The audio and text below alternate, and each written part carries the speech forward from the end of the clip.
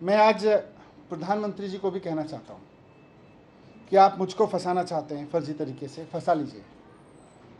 आप मेरे ऊपर रेड कराना चाहते थे, आपने रेड करा ली। आप फर्जी एफआईआर करा चुके मेरे ऊपर। आप मुझे अरेस्ट कराना चाहते हैं, आप बता दीजिए, जहाँ कहोगे मैं आ जाऊँगा। लेकिन इस तरह से अधिकारियों के ऊपर दबाव बना के उन्हें फांसी लगाने पे, उन्हें आत्महत्या करने पे मजबूर मत कीजिए। इससे घर उजड़ रहे हैं, ये ठीक नहीं है। आप हर वक्त यही सोचते रहते हैं मैं सीबीआई का इस्तेमाल कैसे करूं, मैं ईडी का इस्तेमाल कैसे करूं, मैं चुनी हुई सरकारों को कैसे गिराऊं, चुने हुए एमएलएज को कैसे खरीदूं। आप स्कूल बनाने पे कब सोचेंगे? आप अस्पताल बनाने पे कब सोचेंगे? आप महंगाई कम करने पे कब सोचेंगे? आप रोज़गार देने पे कब सोचेंगे?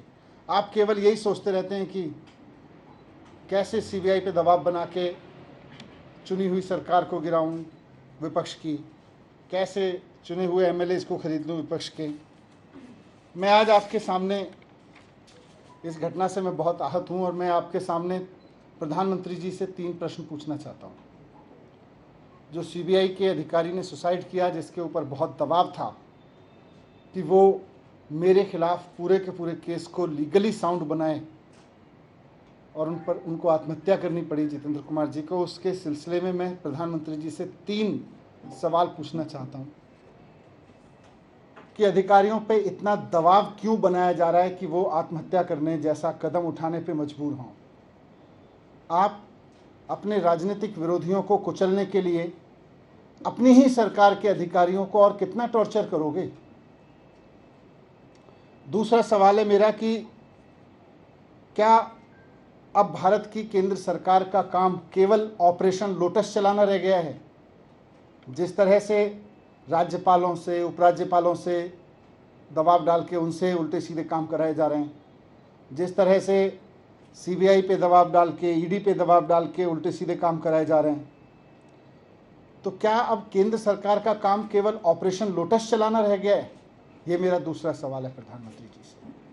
और तीसरा सवाल है कि जनता की चुनी हुई सरकारों को कुचलने के लिए और कितनी कुर्बानियां आप लेंगे, ये बताएं।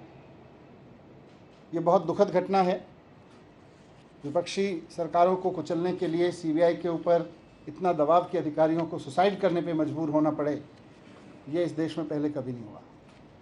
बहुत दुखद है और मैं उम्मीद करता हूं कि प्रधानमंत्री जी मेरे इन तीनों सवालों को गंभीरता से लेंगे और थोड़ा इस पर सोचेंगे। केजरीवाल जी, आप शराब घोटाले के सबूत मांगते थे, आज स्टिंग ऑपरेशन में सबूत भी आ गए कि 6% कमीशन जो L1 के ठेकेदार जिनको आपने रेवड़ियां बांटी थी, उनसे सीधा सीधा केजरीवाल जी और मनीष सिसोदिया जी ब्लैक मनी में कमीशन लिया करते थे। अब इस्तीफा दो, अब तो कम से कम शर्म करो। पूरी दिल्ली देख रही है, पूरी दिल्ली मान चुकी है आप बेईमान हो, पूरी दिल्ली हाहाकार कर रही है, पूरी दिल्ली में आपकी भत पिट चुकी है, लेकिन अभी भी बेशर्मी में आप इस्तीफा नहीं दे रहे हैं, अभी भी अपने आप को कट्टरवादी ईमानदार कह रहे हैं। कब तक मुंह छुपाओगे?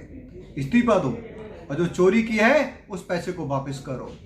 आप या तो जस्टिफाई करो कि 2% से आपने L1 जो आपके मित्र थे उनको आपने कमीशन बढ़ा के 12% क्यों दिया? क्या लॉजिक था इसके पीछे? क्यों आपने 2.5 से 3 हजार करोड़ रुपए ऐसे ही रेवड़ी की तरह L1 ठेकेदारों में बांट दिए? क्यों? जस्टिफाई करो। ये तो एक तरीका था चोरी करने का, अभी तो और बहुत सारे तरीके आने वाले हैं, जनता को दिखने वाले हैं। उसमें आपने नॉन कन्फर्म एरिया में जो ठेके खोले थे उनसे जो पैसा लिया है उसकी भी कल खुलने वाली है। जो आपने ड्राई डे को कम किया उसके लिए भी जो आपने पैसा लिया है उसकी भी कल खुलने वाली है। जो समय आपने बढ़ाया उसके लिए जो पैसा लिया उसकी भी कल खुलने वाली है। जवाब दो।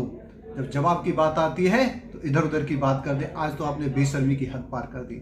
सीबीआई ऑफिसर ने आत्महत्या करी अपने पर्सनल रीजन की वजह से, उनको भी आपने अपनी गंदी राजनीति में घसीट दिया। सीबीआई ने साफ किया है वो ऑफिसर आपके इस घोटाले की इंक्वायरी में शामिल नहीं था।